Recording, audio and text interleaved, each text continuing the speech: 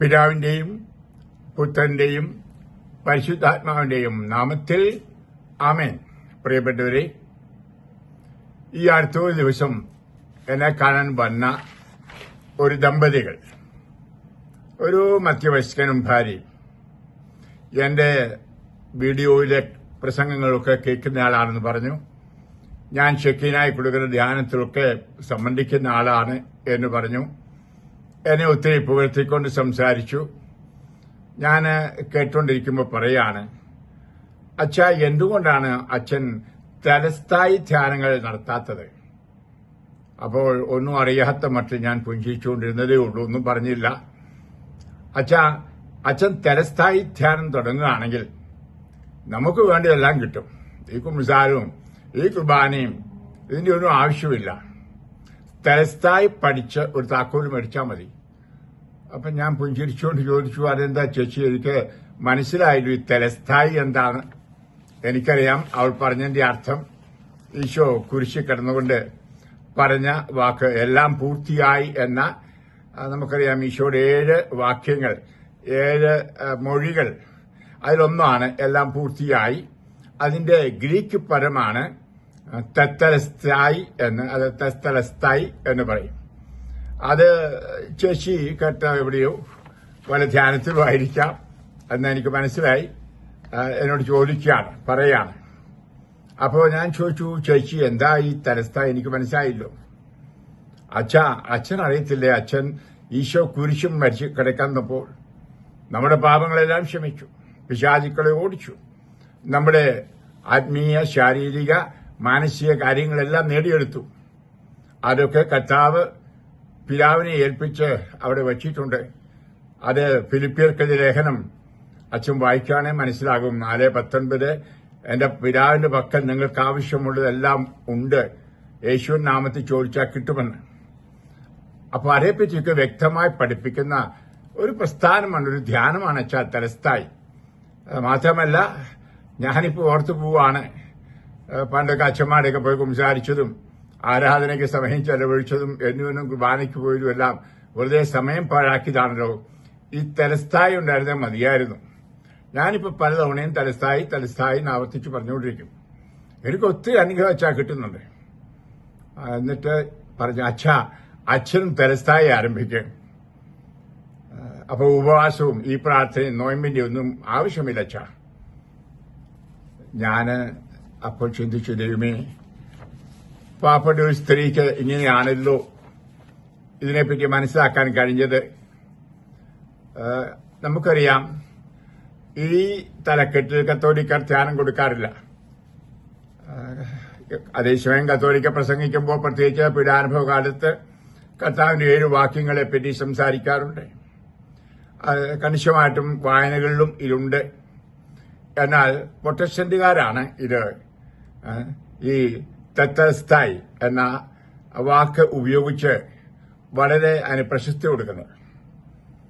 അതായത് കുംബ്രാനിലെ എന്ന് പറഞ്ഞാൽ, കുംബ്രാൻ എന്ന് പറയുന്നിടത്ത് ചില പേടകങ്ങളിൽ സൂക്ഷിച്ചിരുന്ന പപ്പീറസ് ഇലകളിൽ കൂടിയാണ് നമ്മുടെ ബൈബിളിലെ പല കാര്യങ്ങളുടെയും സത്യാവസ്ഥ മനസ്സിലാക്കാൻ കഴിഞ്ഞിട്ടുള്ളത്. അതിൽ ഒരെണ്ണത്തിൽ എഴുതിയിരുന്നാണ് പെയ്ഡ് ഇൻ ഫുൾ, മുഴുവനായിട്ട് കൊടുത്തിരിക്കുന്നു, കടം വീട്ടിയിരിക്കുന്നു. നമുക്കറിയാം, നമ്മൾ ഈ കടയിലൊക്കെ പോയി സാധനങ്ങൾ മേടിക്കുമ്പോൾ പെയ്ഡ് എന്ന് പറഞ്ഞ് ഒരു സീലടിക്കും. അത് പെയ്ഡ് ഇൻ ഫുൾ എന്നുണ്ടായിരുന്നു. അപ്പൊ അത് ആ വാക്കെടുത്തുകൊണ്ട് അതിന് പ്രാധാന്യം കൊടുത്തുകൊണ്ട് എന്ന് പറഞ്ഞാൽ, കർത്താവിന്റെ കുരിശിലെ മരണത്തോടുകൂടി നമുക്ക് വേണ്ടിയെല്ലാം സാധ്യമായി കഴിഞ്ഞു എന്ന് ഏറെ ഊന്നി പറഞ്ഞുകൊണ്ട് അതിന് പ്രാധാന്യം കൊടുത്ത് പ്രസംഗങ്ങൾ അല്ലെങ്കിൽ ധ്യാനങ്ങൾ പ്രൊട്ടസ്റ്റന്റ് ധാരാളം നടത്തുന്നുണ്ട്. എന്നാൽ കത്തോലിക്കർക്കറിയാം, ഈശോയുടെ ആ കുരിശുമരണം അവസാനമല്ലായിരുന്നു, അത് തുടരേണ്ട ഒന്നായിരുന്നു. ഉദാഹരണമായിട്ട് വിശുദ്ധ കുർബാന, നിങ്ങൾ ഇത് ചെയ്യുവൻ. അത് നമുക്കറിയാം, കാൽവരിയിലെ ആ അർപ്പണം തുടരുക, ഇനി നമുക്ക് സംരംഭ്യമാക്കുക, അതാണ് ദ്വീപില്. അപ്പോൾ നമുക്കറിയാം, ആ പുതു ഉടമ്പടിയുടെ ജീവിതം ആരംഭിക്കാൻ അവിടെ ഈശോയുടെ കുരിശിലെ രക്തം പുതിയ ഉടമ്പടിയുടെ രക്തമാണ്. അപ്പോൾ ഒരു പുതിയ ജീവിതത്തിന്റെ ആരംഭം ആയിരുന്നു കുരിശ്. ഇനിയും എന്താണ് ഈ വാക്കിന്റെ അർത്ഥം?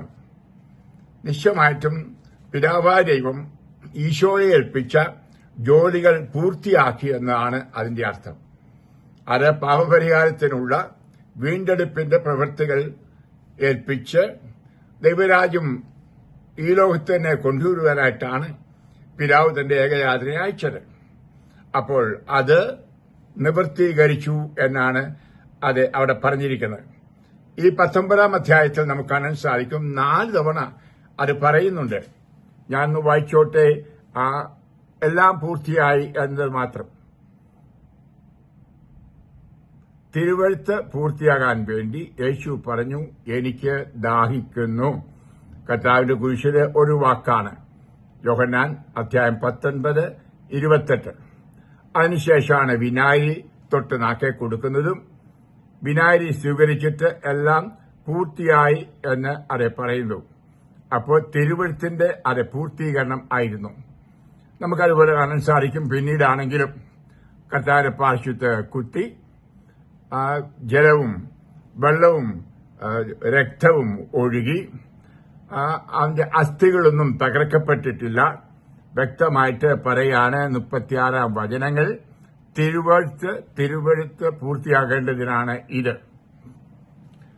അത് അസ്ഥി തകർക്കാതിരുന്നത്. അതുപോലെ തിരുവെഴുത്ത് പൂർത്തിയാക്കാൻ എന്ന് അങ്കിയിട്ട ശേഷം കുറിയിട്ടപ്പോൾ അതിവിടെയും പറയുന്നുണ്ട്. ഞാനിത് പറയാൻ കാരണം, നമുക്കറിയാം ഈശോയുടെ കുരിശുമരണം അതിന് മുമ്പുണ്ടായിരുന്ന ഏകദേശം 300-ൽ പരം യേശുവിനെ പറ്റി, അവന്റെ ജനനം, ജീവിതം, അത്ഭുതങ്ങൾ, അടയാളങ്ങൾ, പാടുപീഠകൾ, കുരിശുമരണം, ഉത്ഥാനം എല്ലാവയെ പറ്റിയും പ്രവചിച്ച 300 പ്രവചനങ്ങളും പൂർത്തീകരിച്ചു എന്ന അർത്ഥമാണ് ഏറ്റവും അവിടെയുള്ളത്. പ്രിയപ്പെട്ടവരെ, ഇത് മുതലാക്കിക്കൊണ്ട് അത് യേശുവിൽ വിശ്വസിച്ചാൽ മാത്രം മതി. ഇവിടെയാണ് ഫെയ്ത്ത് അലോൺ സേവ്സ്, അതായത് വിശ്വാസം മാത്രം മതി എന്നാണ് പ്രൊട്ടസ്റ്റന്റുകാരുടെ പഠനം. വിശ്വാസത്തിന്റെ പ്രവൃത്തികളെ പറ്റി അവർ പഠിപ്പിക്കുന്നില്ല. ഓർത്തോണം അത്. എന്നാൽ യാക്കോബ് ശ്ലീഹ കൃത്യമായി പറയുന്നുണ്ട്, പ്രവൃത്തിയില്ലാത്ത വിശ്വാസം ചത്തതാണ് എന്ന്. അപ്പോൾ പ്രവൃത്തികൾ നിശ്ചയമായിട്ടും നമ്മുടെ വിശ്വാസത്തിന്റെ ബഹിസ്ഫുരണമാണ്, പ്രകടനമാണ്. അത് പ്രൊട്ടസ്റ്റന്റ് ടീച്ചിങ്ങിൽ ഇല്ല. എല്ലാം അത് കുരിശിൽ വെച്ച് തീർത്തു. ഈശോയുടെ ജീവിതം തന്നെ നോക്കിയാൽ കാണാൻ സാധിക്കും, എല്ലാം തീർന്നില്ല. 3-ാം ദിവസം വരെ പ്രവർത്തിച്ചു. പാതാളങ്ങളിൽ ഇറങ്ങി മരിച്ചവരുടെ സുവിശേഷം പ്രഘോഷിച്ച് അവരെയും കൊണ്ടാണ് സ്വർഗത്തിൽ പോകുന്നത്. സ്വർഗം തുറക്കുന്നു, അവിടെ സ്വർഗാരോഹണം ചെയ്യുന്നു. 3-ാം ദിവസം കഴിഞ്ഞു ഉത്ഥാനം ചെയ്യുന്നു.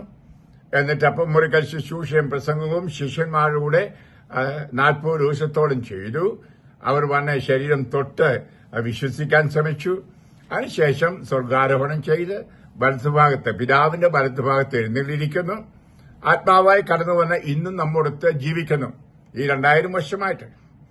അപ്പോൾ ഞാൻ പറയുന്നു, എല്ലാം പൂർത്തീകരിച്ചില്ല കുരിശിൽ. ഹല്ലേലൂയ. ഇവിടെ നമ്മൾ മനസ്സിലാക്കണം, എന്താണ് അത് കുരിശിൽ അത് പൂർത്തീകരിച്ചത്. നമ്മുടെ പാപങ്ങളുടെ കടങ്ങൾ മുഴുവൻ, പാപത്തിന്റെ ബന്ധനം മുഴുവൻ അവിടുന്ന് ഏറ്റെടുത്തു എന്നൊരു സത്യം. എന്നാൽ പാപം ചെയ്യുന്നവരുടെ എണ്ണം അത് തുടർന്നുകൊണ്ടേയിരിക്കണം. പാപത്തിന്റെ ഫലം നമ്മൾ കർത്താവിനെ വേദനിപ്പിക്കുകയാണ്. നമ്മൾ വായിക്കുന്നുണ്ടല്ലോ ഉൽപ്പത്തി പുസ്തകത്തിൽ തന്നെ 6-ാം അധ്യായം 6-ാം വചനത്തിൽ, ഓരോ പാപങ്ങളും ദൈവത്തിന്റെ ഹൃദയത്തെ വേദനിപ്പിക്കുന്നു. ആ വേദന ഇന്നും തുടർന്നുകൊണ്ടേയിരിക്കുന്നു. അപ്പോൾ കുരിശിൽ മരിച്ച് ഉത്ഥാനം ചെയ്ത ആ കർത്താവിന്റെ എല്ലാ പ്രവൃത്തികളും ഇന്നും തുടർന്നുകൊണ്ടിരിക്കുന്നതാണ് എന്നാണ് കത്തോലിക്ക സഭ പഠിപ്പിക്കുന്നത്. ഹല്ലേലൂയ. ഇന്നും കർത്താവ് വേദനിക്കുന്നു. അതുകൊണ്ടാണല്ലോ പൗലോസിനോട്, സാവൂളിനോട് വഴിവെച്ച് നീ എന്തുകൊണ്ട് എന്നെ പീഡിപ്പിക്കുന്നു എന്ന് കർത്താവ് ചോദിച്ചത്. ആ ചോദിച്ച കർത്താവ് ആരായിരുന്നു? ഉത്ഥാനം ചെയ്തവൻ.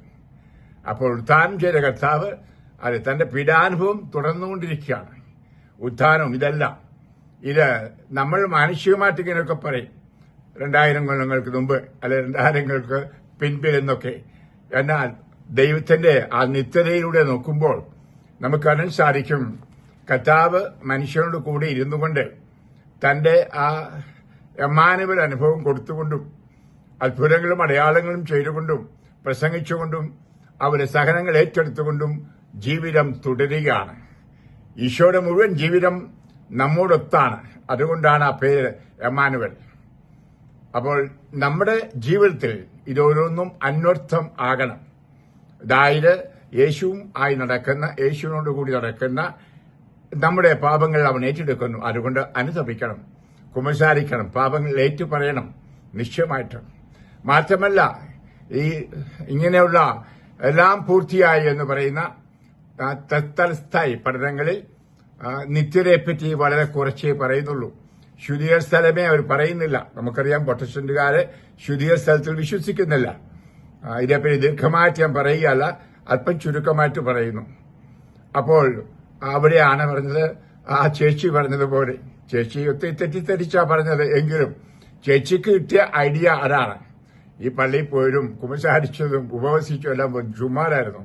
വെറുതെ സമയനഷ്ടം, പാഴാക്കലായിരുന്നു. അതിന്റെ ഒന്നും ആവശ്യമില്ല. ഇനി ഉപവസിക്കേണ്ട ആവശ്യമില്ല, പ്രാർത്ഥിക്കേണ്ട ആവശ്യമില്ല. പ്രാർത്ഥിക്കണം വിശ്വസിച്ചുകൊണ്ട്. അപ്പോൾ ഫെയ്ത്ത് അലോൺ, വിശ്വാസം മാത്രം മതി. അതായത് കർത്താവ് നമുക്ക് വേണ്ടതെല്ലാം 100% കുരിശിൽ നേടിയെടുത്തു. വിശ്വസിക്കുക, അവന് നാമം വിളിച്ച് അപേക്ഷിക്കുക, അപ്പൊ എന്തു വേണമെങ്കിലും കിട്ടും. ഈ അർത്ഥമാണ് അതിൽ സംബന്ധിച്ച ആ പ്രോഗ്രാമിന്റെ എവിടെയോ സംബന്ധിച്ച ആ സ്ത്രീക്കും ഭർത്താവിനും ലഭിച്ചത് എന്നോർക്കണം. അത് വളരെ തെറ്റിദ്ധരിപ്പിക്കപ്പെടാവുന്ന ഒരു പഠനം ആണ് അത് എന്ന് പറയാണ്. അതിനെപ്പറ്റി ദീർഘമായിട്ട് അത് പറയുവാനായിട്ട് ഞാൻ ആഗ്രഹിക്കുന്നില്ല. ഈശോയുടെ കുരിശ് നമുക്കറിയാം സ്വർഗത്തിലേക്കുള്ള വഴിയാണ്. ആ ലംബമാനമായിട്ടുള്ള തടി ആ ഭൂമിയുമായിട്ട് ദൈവത്തെ ബന്ധിപ്പിക്കുന്നതാണ്. അതുപോലെ ആ രണ്ട് കൈകളെ സൂചിപ്പിക്കുന്നു, കരുണയുടെ, സ്നേഹത്തിന്റെ. അതാണ് ആ കുരിശിന്റെ ആ രണ്ടു വശത്തെ തടിക്കഷണങ്ങൾ. പ്രിയപ്പെട്ടവരെ, അതെ, കുരിശിൽ കർത്താവ് നമുക്ക് രക്ഷ നൽകി. അവിടെയാണ് യഥാർത്ഥത്തിൽ കൂടാശകളുടെ ഉത്ഭവം. ആ ജീവജലത്തിലും അതുപോലെ ആ രക്തത്തിലുമാണ് നിശ്ചയമായിട്ടും കർത്താവ് സഭ ആരംഭിക്കുന്നത്. അവിടെയാണ് തന്നെ വിശ്വസിക്കുന്നവരുടെ കൂട്ടായ്മ ആരംഭിക്കുന്നത്. അവിടെയാണ് എല്ലാ കൂടാശകളുടെയും അടിസ്ഥാനം നമ്മൾ കാണുന്നത്.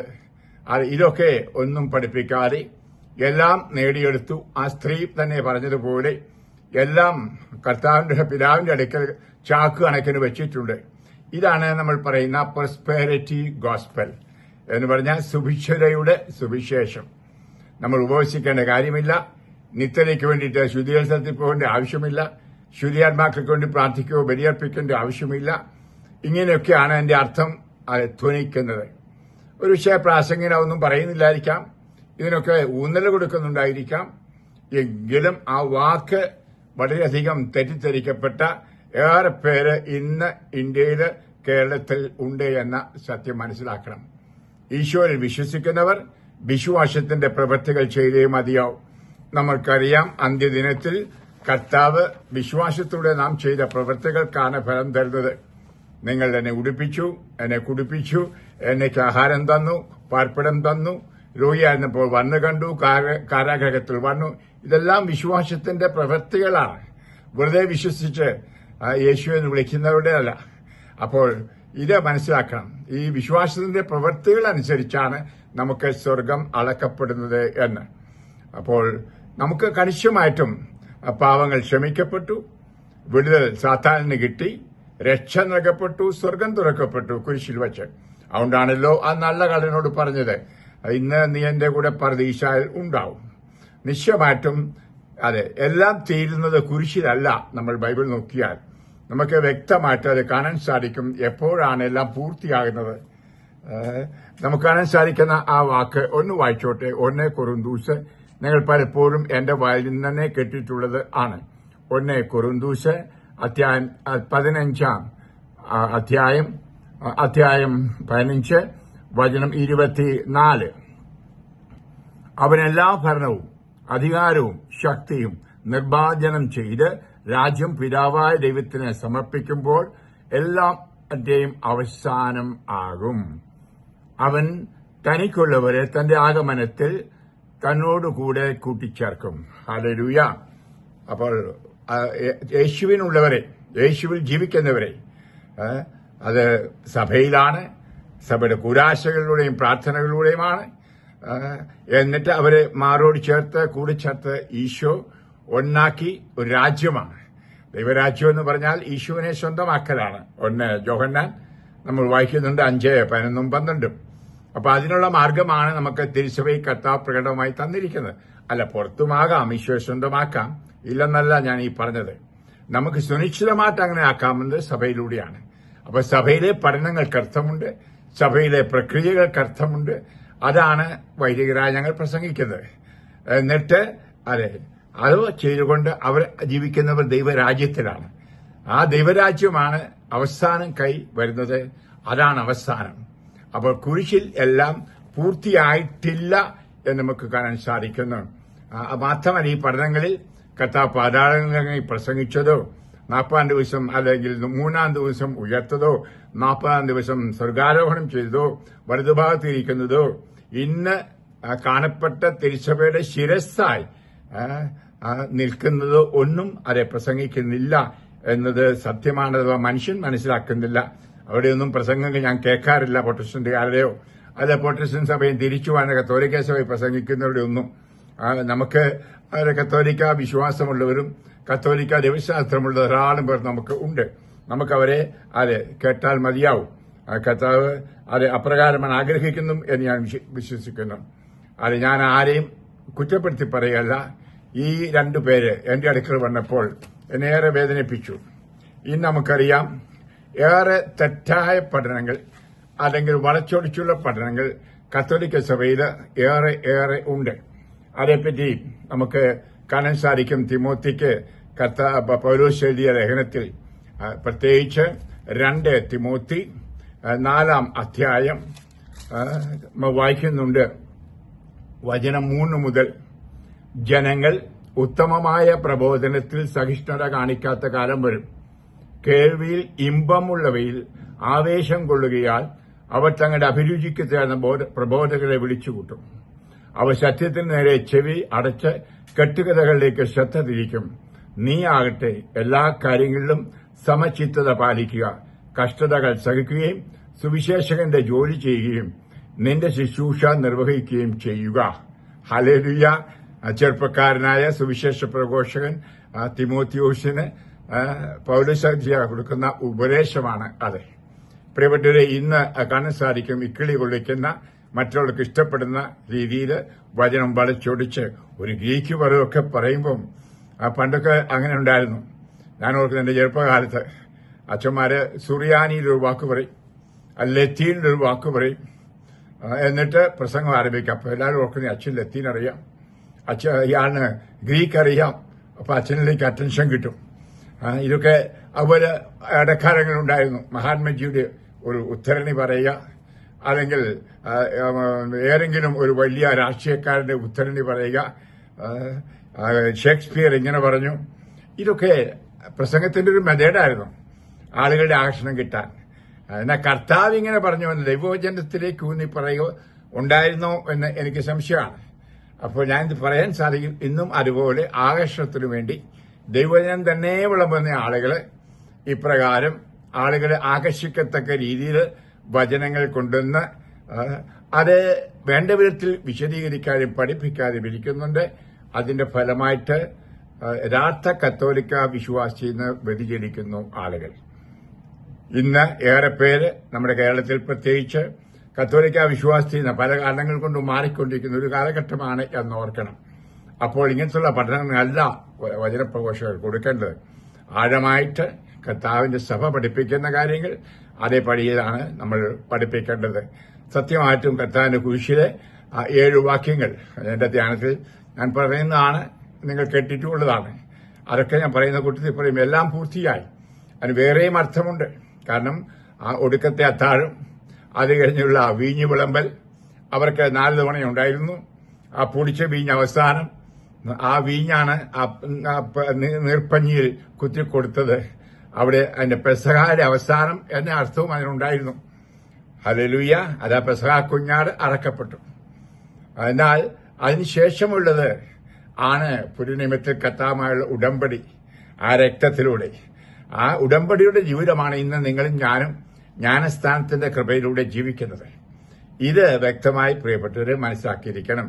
അതുകൊണ്ട് ഇങ്ങനെയുള്ള പഠനങ്ങളുടെ പിന്നാലെ പരക്കം പായരുത്, അങ്ങനെ ധ്യാനങ്ങളുടെ പിന്നാലെയും പോകരുത് എന്ന് ഒരു ചെറിയ ഒരു അഭ്യർത്ഥന ഞാൻ തരികയാണ്. കാരണം വചനപ്രഘോഷണം ഒരു ബിസിനസ് അല്ല, അത് ശുശ്രൂഷയാണ്. ദാഹിക്കുന്ന ജനങ്ങൾക്ക് കർത്താവിന്റെ വചനം കൊടുക്കുകയാണ്, വചനം ദാഹം തീർക്കുവാനായിട്ട്. അല്ലാതെ കണ്ട് അവരെ കണ്ണഞ്ചിപ്പിച്ച് ആകർഷിപ്പിച്ച് നമ്മളിലേക്ക് നമ്മൾ നല്ല ധ്യാനഗുരുവായി അപ്പോൾ ഒരു പക്ഷേ പറഞ്ഞ മഞ്ഞാക്കലച്ചൻ വലിയ ആളാണ്, മഞ്ഞാക്കലച്ചനിലേക്ക് ആകർഷിക്കുക, അത് ശരിയല്ല. യേശുവിലേക്കാണ് ഒരു വചന പ്രഘോഷകൻ എപ്പോഴും ദൃഷ്ടി ഉറപ്പിക്കേണ്ടതും ജനങ്ങളെ ദൃഷ്ടി ഉറപ്പിക്കാൻ തിരിപ്പിക്കേണ്ടതും. യേശു ഏകരക്ഷകൻ, യേശു ആണ് ജീവിതത്തിന്റെ കേന്ദ്രമെന്ന്. ഇത് ഇങ്ങനെയുള്ള ആളുകളുടെ പിന്നാലെ അവരെ കാൽ ദൈവങ്ങൾ എന്ന് പറയും, നടക്കുന്ന ദൈവങ്ങൾ, അവിടെ പിന്നാലെ പോവുകയാണ് ആളുകൾ. അതും ശരിയല്ല. പോകേണ്ടത് യേശുവിന്റെ പിന്നാലെയാണ്. യേശു പറഞ്ഞത് ഫോളോ മീ, എന്നെ അനുകരിക്കൂ. യോഹന്നാനെ അനുകരിക്കുക എന്ന് പറഞ്ഞില്ല, ഇങ്ങേറ്റം സ്വന്തം മാതാവിനെ പോലും അനുകരിക്കുക എന്ന് ഈശോ പറഞ്ഞില്ല. ഈശോ പറഞ്ഞ എന്നെ. അക്കാര്യത്തിൽ ഈശോ 100% സ്വാർത്ഥനായിരുന്നു. താൻ ദൈവമാണെന്നറിയാമായിരുന്നു. ഞാൻ തന്നെ എന്ന് അവിടുന്ന് വെളിപ്പെടുത്തി. അപ്പം പൂർണ്ണമായി ദൈവത്തെ അനുകരിക്കുന്നവരായിരിക്കണം തന്നെ അനുഗമിക്കുന്നവർ എന്ന ബോധ്യമുണ്ടായിരുന്നുകൊണ്ടാണ് ഈശോ പറഞ്ഞത് എന്നെ അനുകരിക്കൂ, എന്നെ അനുകരിച്ചു. ആ പൗലോസ് അപ്പോസ്തലൻ പറഞ്ഞു, ഞാൻ എത്രമാത്രം യേശുവിനെ അനുകരിക്കുന്നു അത്രമാത്രം എന്നെ അനുകരിച്ചാൽ മതി. എന്നെ അനുകരിക്കരുത് എന്ന് പറഞ്ഞാൽ പൗലോസിനെ അനുകരിക്കരുത്. ആ പൗലോസിലുള്ള ഈശോയെ കണ്ടുകൊണ്ട് അനുകരിക്കണം. അങ്ങനെ ഈശോയെ പേറുന്ന വേറെ ക്രിസ്തു ആയി മാറുന്നവരായിരിക്കണം വചന പ്രഘോഷകർ. ഞാനൊരു വീഡിയോയിൽ പറയുണ്ടായി, ഈശോയെ കണ്ടുമുട്ടിയെന്ന് പറയുന്നതല്ല, ജീവിതത്തിൽ കണ്ടുമുട്ടിയവരെ കാണുമ്പം അത് കേൾക്കുന്നവർക്കും കാണുന്നവർക്കും അറിയാം. അങ്ങനെയുള്ള ഒരു സാക്ഷ്യം പേറുന്നവർ, വചനത്തിലൂടെ പറയുന്നതല്ല, പിന്നെ ജീവിതത്തിലൂടെ ഉള്ളവരായിരിക്കണം. പ്രിയപ്പെട്ടവരെ, അതെ ഞാനിത് ഈ ചെറിയ വീഡിയോ തരുന്നത് അതെ ഈ തെത്തലസ്തായി എന്ന ആ ഗ്രീക്ക് പദത്തെ തെറ്റിദ്ധരിച്ചവർ ഒന്ന് മനസ്സിലാക്കാനും ഇനിയും അങ്ങനെയുള്ള പ്രോഗ്രാമുകൾക്ക് സംബന്ധിക്കുമ്പോൾ ഒന്ന് കെയർഫുൾ ആകാനായിട്ട് ശ്രദ്ധിക്കാൻ. കത്തോലിക്ക വിശ്വാസം അല്ലാതെ പഠിപ്പിക്കുന്നവർ ആരായാലും, ഒരു പക്ഷേ പെന്തക്കോസ്ത്യൻ തിരിച്ചു വന്നവരോ ഒരു പക്ഷെങ്കിൽ മറ്റ് വിജാതീയ മതങ്ങളിൽ തിരിച്ചുവനും മാമോദിസ സ്വീകരിച്ചവരൊക്കെ ആയിരിക്കാം. ഇന്ന് അവരൊക്കെ ഒത്തിരി പ്രസംഗിക്കുന്ന കാലമാണ് കേരളത്തിലെ പലയിടത്തും. നമുക്കില്ലാഞ്ഞിട്ടല്ല, അവരെ പ്രോത്സാഹിപ്പിക്കുകയാണ് നല്ല കാര്യം. പക്ഷേ അത് സഭാധികാരികൾ കാണണം.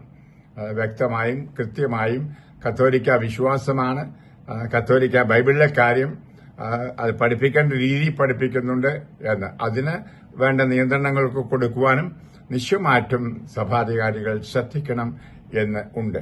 ആരെങ്കിലും പ്രൊട്ടസ്റ്റന്റിൽ നിന്ന് വന്നു കഴിയുമ്പോഴേ അവർ പ്രസംഗക്കാരനാക്കാൻ പാടില്ല. അല്ലെങ്കിൽ ആരെങ്കിലും വിജാതി മതത്തിൽ നിന്ന് വന്ന് സ്നാനം സ്വീകരിക്കുമ്പോൾ സാക്ഷ്യവും പറഞ്ഞ് വലിയ പൊടിപൊടിക്കുന്ന വലിയ വലിയ കാര്യങ്ങളൊക്കെ പറഞ്ഞ് നമ്മൾ അടുത്തുള്ള കണ്ടതാണ് എന്റെ ദുരനുഭവങ്ങൾ. അത് ശ്രദ്ധിക്കുക. അതാണ് ഞാൻ നിങ്ങൾക്ക് ആധ്യാത്മികമായി നിങ്ങളെ നയിക്കാൻ ഒരു കിടപ്പാടുള്ളതുകൊണ്ട് പറയുകയാണ്. നിശ്ചയമായിട്ടും കഴിഞ്ഞ 52 വർഷം ആധ്യാത്മിക ജീവിതത്തിന് വേണ്ടി ലോകമെമ്പാടും ആളുകളെ സഹായിക്കുന്നു. ഞാൻ കേരളത്തിലായിരുന്നല്ലോ 20 വർഷം പൂർണ്ണമായിട്ടും. തുടർന്ന് ഇപ്പോഴും എന്റെ വീഡിയോ വഴിയും ഓൺലൈൻ വഴിയുള്ള ധ്യാനങ്ങൾ വഴിയൊക്കെ. അപ്പോൾ നിങ്ങൾക്ക് തരുന്ന ഉപദേശം ആരും അതിനെപ്പറ്റി ഒഫൻസ് വേദനിക്കേണ്ട കാര്യമില്ല.